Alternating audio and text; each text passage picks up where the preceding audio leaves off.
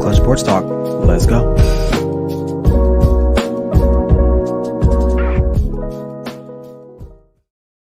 Hey, what's going on, everybody? It's me, your boy Ryan Flowers, aka Clutch Sports Talk. Man, I have NFL primetime tonight for you guys before we get ready for the Sunday night game. As you can tell, I am ecstatic right now.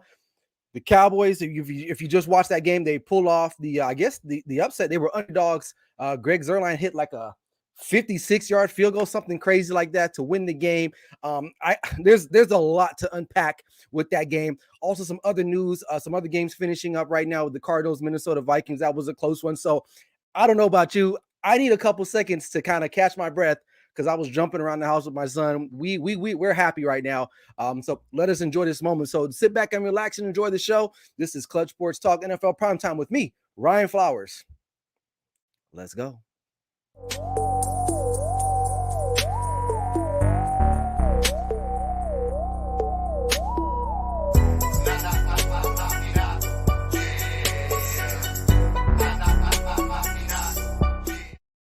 What up? What up? What up? It's me, your boy Ryan Flowers, aka Clutch Sports Talk, in the house. Man, NFL primetime. Welcome to you guys.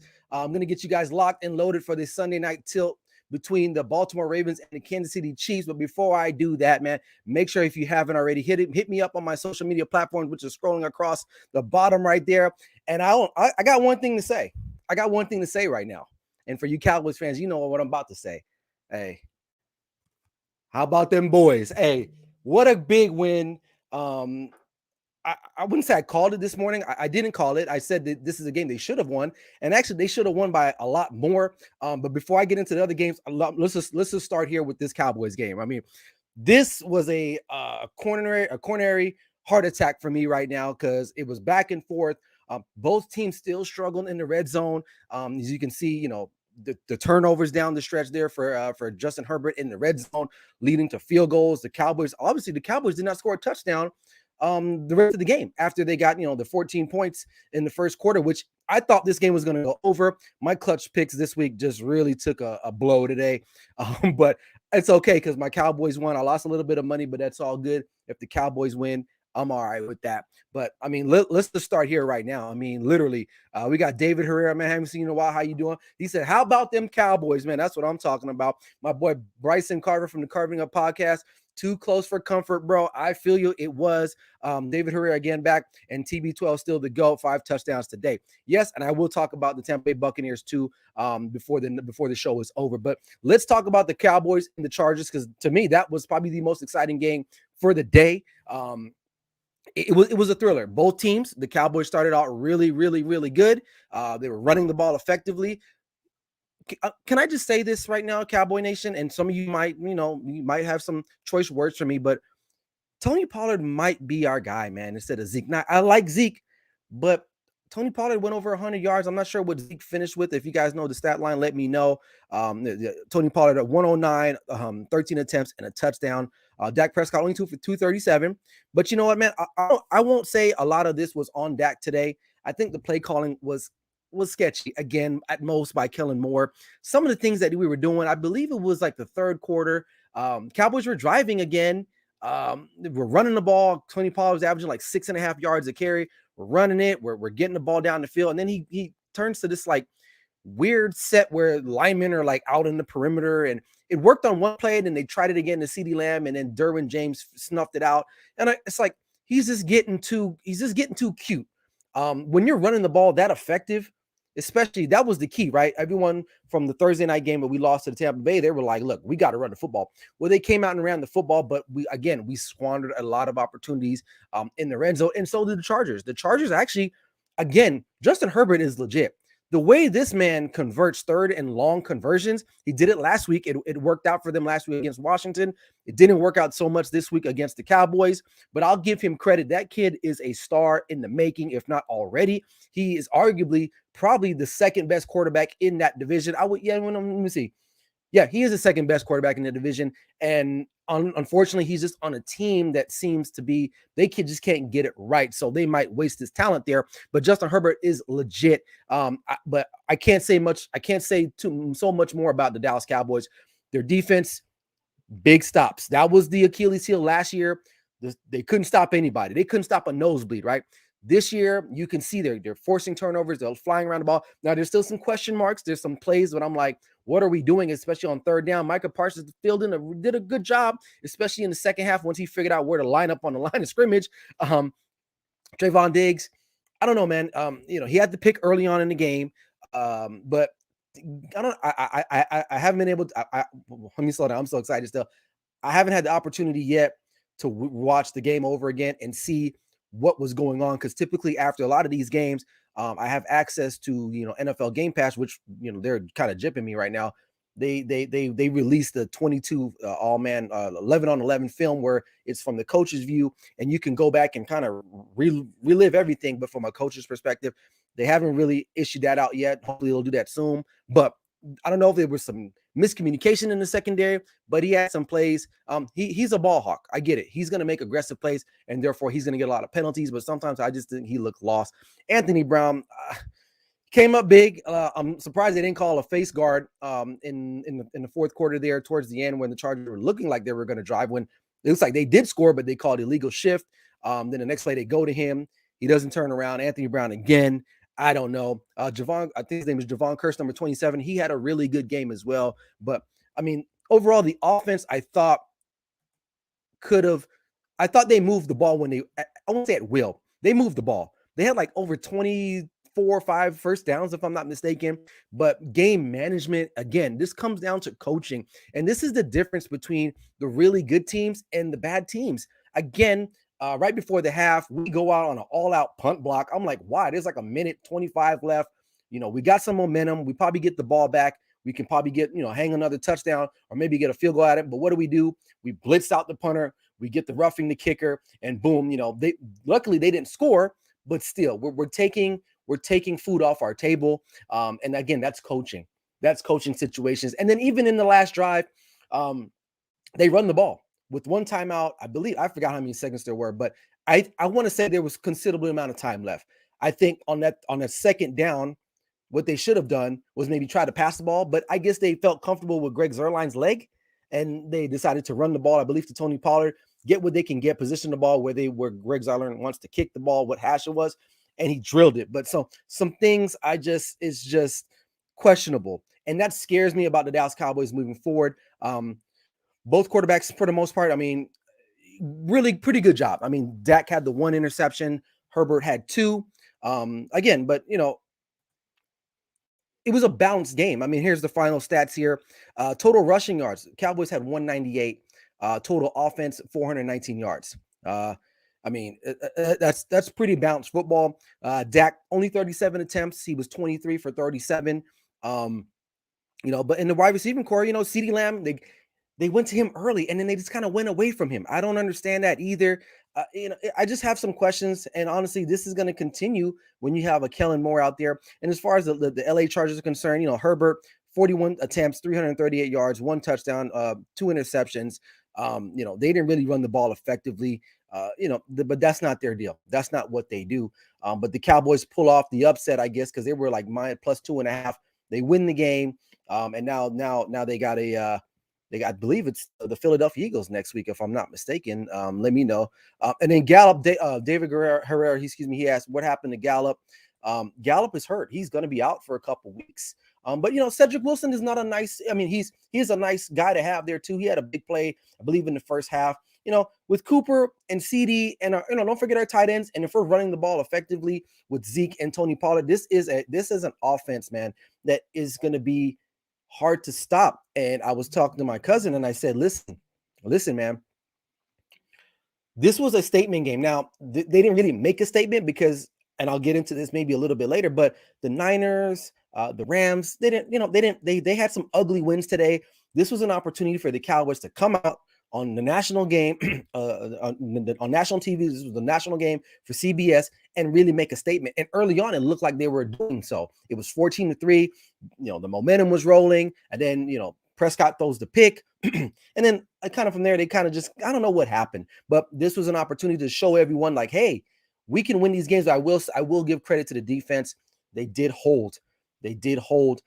Because in most cases, they probably would have folded. So big win for the Cowboys. And my boy Bryson Carver says Philly next Monday night. So that's going to be a good one. That's going to be a win because Philly, hung in there today. I'll talk about that game here coming up soon. But it's a divisional game, and Philly is looking like they're going to be serious contenders for the NFC East. And then that division doesn't look as bad, I would say, maybe like it did last year. But the Cowboys need to clean something up. And I think it starts with the coaching. The coaching. So some other recent finals. We got the Tampa Bay Buccaneers. They win 48-25. Like my boy David Herrera says, Tom Brady threw for 5 touchdowns. Let's talk about the Buccaneers for a minute. Now, this game was out of hand, and then it got in hand, and then it's out of hand again. Now, they gave up some late touchdowns to the Falcons, who I have no faith in anymore at this point. I think the Buccaneers should be concerned about their defense, I think, a little bit. Now, I was watching this game kind of intermittently because the Cowboys were on, but they have some concerns. They can't be in shootouts every week. And Tom Brady is not going to throw for 5 touchdowns every week. They really should have lost the first game against the Cowboys, but I'm not going to go that far back. But literally, they have some concerns. If you're letting the Falcons go off on you, that's not good. The Cardinals, they have a statement win today. This is a game that I said earlier this morning. They needed to win this football game. You go on the road last week and you beat the Tennessee Titans, who I believe they fell to the Seattle Seahawks. No, that game is tied. That game is tied. I'm going to switch over that on my TV here because that's pretty amazing. That game is tied. It's 30-30.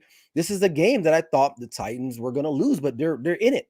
They're in it right now. But back to the Cardinals. I think the Cardinals showed that they have a really good offense and they can battle back and forth because Minnesota, they were on it. They were on it from the beginning. I believe they scored on the first play from the line of scrimmage. It was a busted coverage. But look, can we just say Kyler Murray already week 2 is one of the front runners for MVP? I mean, the guy is amazing. And excuse me, because I'm sweating because I was jumping up and down. But the guy is amazing. Some of the plays he's able to make and his arm, dude, he's got a cannon. I mean, he looks like a baseball player, the way he throws that ball, trying to get from second base to first base. I mean, the way he throws that ball like he's a shortstop in the hole, tremendous. The Vikings fall to 0-2. It's pretty clear. It's pretty easy to say that that's it for the Minnesota Vikings. And I think Mike Zimmer might be on his way out if he survives the rest of the season. Look, they had a window. It closed. Kirk Cousins is not your guy. You got some offensive talent. Now, they did have some guys injured who didn't play. I believe Anthony Barr didn't play. Kendricks, another linebacker, didn't play. But still, I mean, they hung 33 points and they could not stop the Arizona Cardinals. I mean, Murray threw for 400 yards, 3 touchdowns. I mean, Kirk Cousins, 244, 3 touchdowns.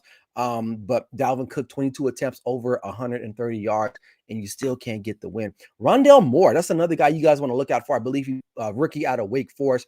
He's a guy that's going to be heavily used in this Arizona Cardinals. When he got drafted there, I was like, okay, no one knows about this guy, but go and watch the tape, man. Go watch the tape. This guy is a player.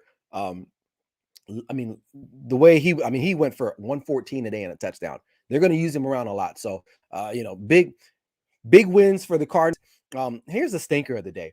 What the hell happened to the Miami Dolphins, man? Like, let's talk about them for a moment. They lose 35-0 to a divisional rival. Now, Tua goes down. I believe he has broken ribs. That's the early reports. And I'm going to talk about him in here in a second. And I need to talk about what the Dolphins probably should do here moving forward. But 35-0, you're at home. And honestly, this was one of my clutch picks of the week. They were not clutch, and they'll probably end up on my segment tomorrow night. Not so clutch, but the 35, you don't even score a field goal. Jacoby Brissett came in. He's a backup. He's not the future of the Miami Dolphins, and neither is Tua.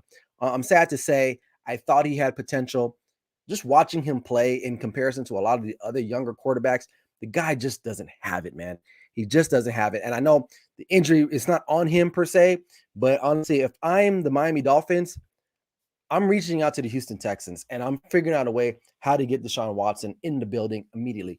Now, people will say, well, he's going to be suspended. Okay, you got to live with it. You got to live with that at this point. The Houston Texans he's a healthy scratch. They haven't suspended him yet, from what I understand. Obviously, if they try to start him, maybe they might run a suspension. Who knows? But you got to give it up. This team is ready to win right now. They need a quarterback. I liked what I saw of Jalen Waddle today. They have some other good pieces there. Mike Gesicki, but I think now they're in a transition where they need a quarterback. And I think they screwed up by not taking Justin Fields instead of taking Jalen Waddle. They could have had Justin Fields. He could have been the young guy there. He probably would have flourished there because Tua is just not the guy there. And if I'm the Miami Dolphins, man, you gotta go and get Deshaun Watson. Like, there's no ifs, ands, and doubts about that. You gotta go get him. What are you doing? Because you're not. You look, Jacoby Brissett is not going to win the AFC East. He threw for 169. And the Dolphins are good. I mean, the Buffalo Bills are good. Now, they had a disappointing loss last week against the Steelers, who I'm going to talk about them here in, shortly. But look, here's the thing. He's a backup. That's what he's always been. He's a guy that comes in, he can play a game or two, but he's not going to lead this Dolphins team. They got some magic last year with Fitzpatrick, but he's gone. He's hurt now. Tua's going to be out.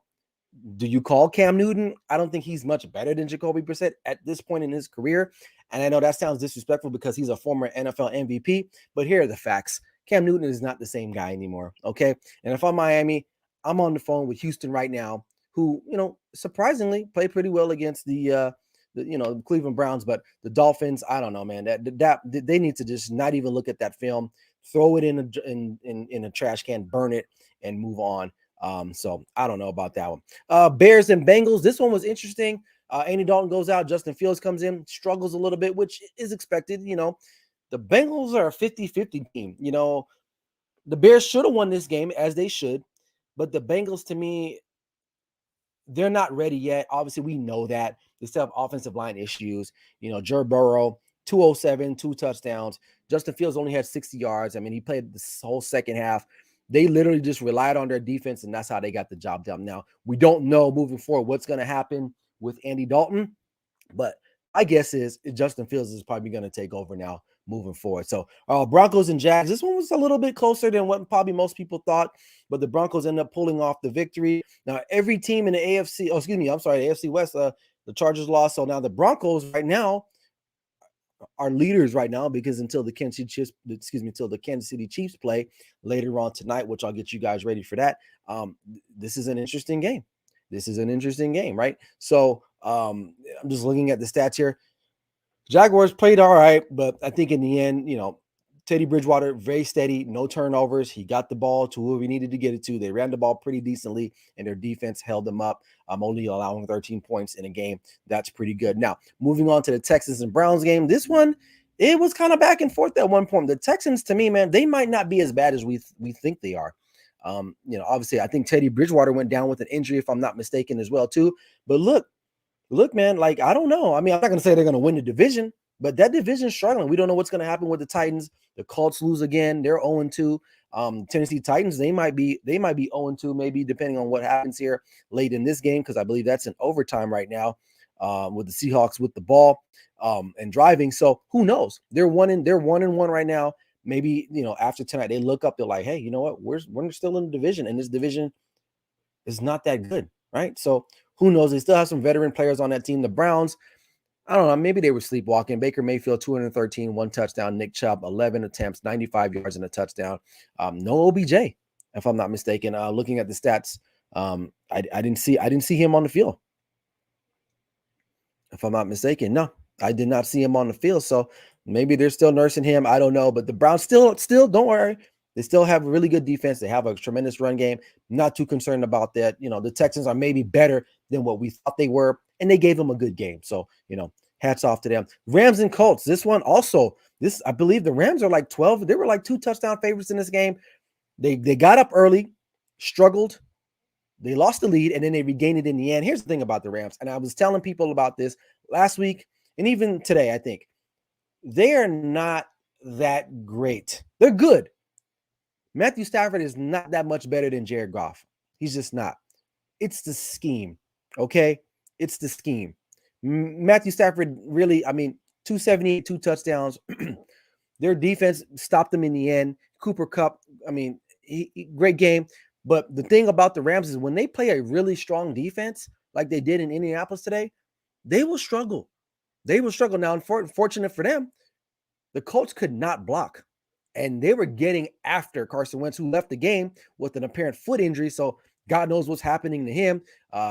Jacob Eason comes in, throws a pick to Jalen Ramsey, seals the game, but not so fast on the Rams. People pencil them in to be the favorite to represent the NFC. I don't think so. I think for the most part, I don't say they took a step back, but I don't think it's as clear cut as a lot of people and experts think they are, because I still think they have some deficiencies, especially when you run into another offensive talented team like Tampa Bay, right? Right? Tampa Bay's obviously their defense isn't playing great right now, but they have an offense too. And they can score back and forth with you, right? The Colts couldn't do that because Carson Wentz really was playing on his back the whole time. So in the last 2 weeks, that's how it's been. Seattle got after the Colts. No, the Colts, to me, man, I think they've regressed. Their offensive line was considered to be one of the best offensive lines, if not the best offensive line in the National Football League. Not so much anymore. They got Quentin Nelson back off of, I believe it was COVID. He battled against, Aaron Donald today. He tried his best, but still, the Rams got after him. So if I'm a Colts fan today, I'm kind of like, I don't know what's going on. I don't know what's going on, man. And I don't think it's going to get any better. That division, the NFC, AFC South, to me, it could be a 3-team race: the Texans, Colts, and the Titans. So I don't know. Raiders and Steelers. This one was another clutch pick. I missed this one.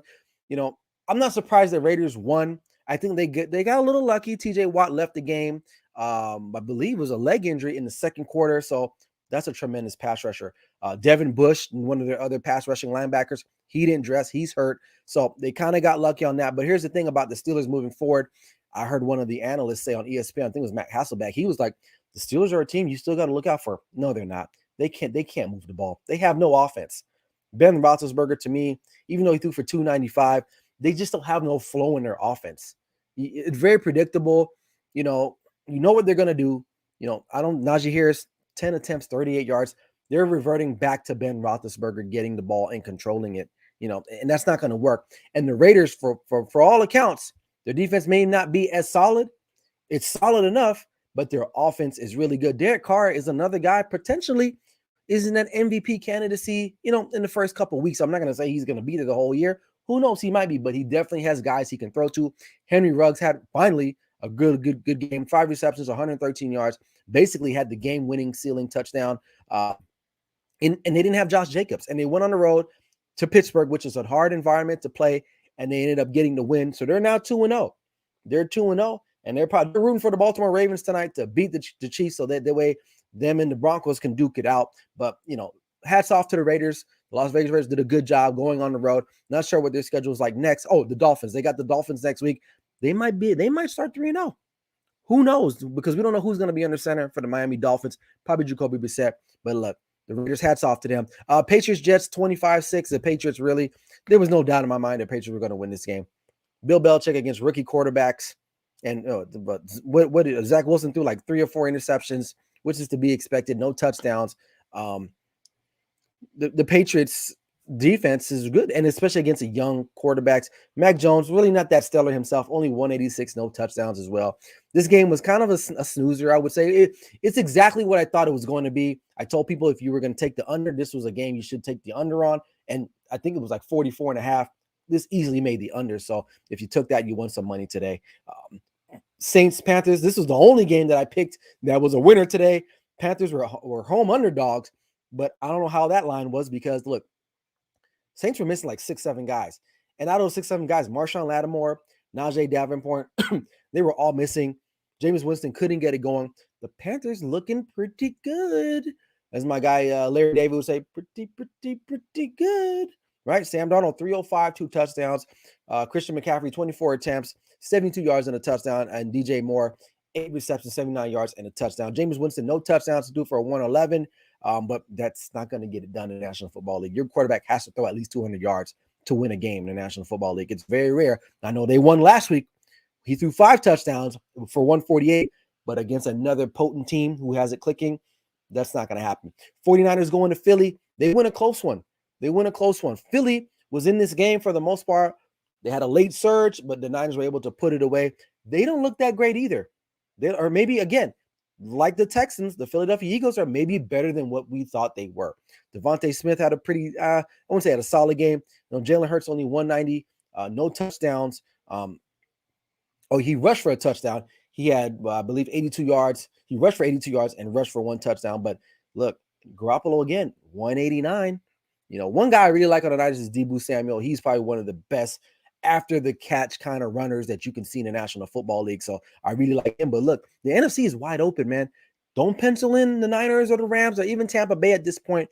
I'm not saying because the Cowboys won today, you need to put them up there. But look, if you look around the NFC, there's still a lot of unanswered questions that we have. And that's where we're at. That's where we're at. So I believe those are all the games. We still got about 8:25 left in overtime with the Seattle. Oh, let's see. Yeah, 8:19 left. It's still 30-30 in overtime. This game is still going on. It'll probably still be going on by the time I'm wrapping up. But before this game's wrapped up, let me bring up a graphic here for you guys. So here's a recap of my picks. So Dolphins, they blew it. Panthers, they came through for me, right? Steelers, they didn't even win. And then the Cowboys Charger games did not go under, which I'm surprised. I thought this game would have went over, man. It was looking like it was going to go over. So I'm sitting thinking here, I might go 500. But I don't. So I went 1-3 this week. That's not good. So now I believe I'm 4-4. I'm 500 at this point going into the next week. So I'm trying to do better. But today just was one of those days, man. A lot of crazy stuff happened. I should have went at least 500, but I didn't. So anyway, moving on. This is the big Sunday night game. This is a really good one. This is a good matchup. The Chiefs and the Baltimore Ravens. Lamar Jackson looking to finally beat the Chiefs, looking to finally beat Patrick Mahomes. I believe he's 0-3 at this point. They played the last 3 years since I can remember, and he's lost in every game. So big statement game for him. The Ravens still, to me, they're home underdogs. They're home underdogs. The game is going to be called tightly. They're +2.5. The total on this is 54.5. I can see this going over as well because the Chiefs like to light it up, and the Ravens can get going too as long as Lamar Jackson's rolling. Because the Chiefs defense, let's be real, they're okay. They're good enough to win a lot of football games, but they're not lights out as well. So if you're looking for this game, you're looking for this line, man. Honestly, man, you could take the over and probably go with the Chiefs to cover -2.5 if you want to do the point spread. But and I believe that line may have changed, but either way. But look, people criticize Lamar Jackson, and I'm one of them. I will give him his flowers, and I will also give him criticism. He has to win this game, man. Like you're a unanimous NFL MVP, right? You're on the cover of Madden. You get a lot of excitement. Your games are fun to watch, but you come to Las Vegas last week, you couldn't get the win, and partly due to some of his own mistakes, right? Late fumble, late turnover in that game. And he has a propensity to do that in a lot of these games. So, tonight on national TV again, right? You got to come up now. They're missing some guys. Obviously, their whole backfield is like gone, right? ACLs, MCLs, God knows what, right? You draft a wide receiver, he's out. God knows when he's going to come back. You still have Sammy Watkins, but is it enough? You still have Mark Andrews, but who knows what's going to happen with them. But I like the Chiefs still. It's hard to pick against the Chiefs, really. I mean, unless you have an offense that's very competitive and can stay in the game with them, which I don't think the Ravens, they're built that way. They're a run-based offense, right? And they're not geared to be down 14-0 and try to get back in the game. Like, how many times have we all watched the Chiefs game, right? And Patrick Mahomes, I mean, they did it that Super Bowl year that they won. I think in every playoff game, including the Super Bowl, they were down double digits. And I don't think anybody was at home feeling like, you know what? This game's over. No, we all were like, oh, they'll be back. They're going to come back. And that's exactly what they do. They still have it. Even in the Super Bowl last year, even with him missing two, key offensive linemen, we all were, at least me, I was watching the game. I was like, oh, they'll get back. They can score 14 points with a snap of their finger, right? And they didn't do it. But look, this is one of the most potent offenses I've ever seen. It's up there to me with at least the strikeability with the greatest show on turf. Those Rams teams back in the day with Kurt Warner, Isaac Bruce, Torrey Holt, Marshall Faulk. Those were some really electric offenses. And the Chiefs have a great offense as well, too. You got Tyreek Hill, Travis Kelce. They don't run the ball great like that. But like I always say, you don't need to always run the football in this league to win. It's a passing-dominated league. You just need to run the football in certain situations, right? Now, you can't just give up on the run, which the Cowboys do this every now and then, and throw 58 times, 60 times. But look, the Chiefs and the Ravens, this is not a good matchup for the Ravens because if they're down, they're not coming back.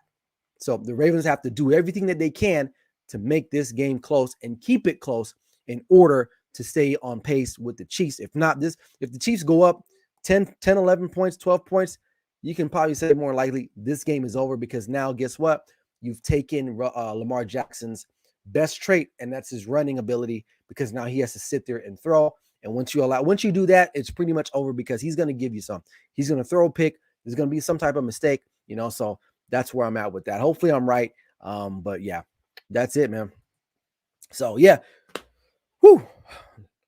A lot to unpack, man. Like I said, recap, the Cowboys win in thrilling fashion against the LA Chargers. So, I'm excited about that. I can enjoy the rest of the week. But hey, like I said, get ready for the Sunday night game. I believe it kicks off at 5:20 on NBC. You don't want to miss this game. I think it's going to be a good one between two young quarterbacks who are going to be the faces of the league, which there are faces of the league because they're the back-to-back MVP. So enjoy that game. And then also check me out tomorrow night on my Clutch Sports Talk live show. I'll kind of recap some of the things I talked about tonight and give you some other things to look forward to going into the next week in the NFL and around the world of sports. So, hey, that's it, man. I'm going to go enjoy this win. Hope you guys enjoy the show. Make sure you hit up my YouTube channel as well, man. I want to keep that page growing, man. So make sure if you hadn't had a chance, go and subscribe to that immediately after this show airs. But that's all I got, man. So I'm out of here. Enjoy the Sunday night football game. This is Clutch Sports Talk Live, NFL Primetime with me, Ryan Flowers. Never settle till the work is done. Let's go, Cowboys.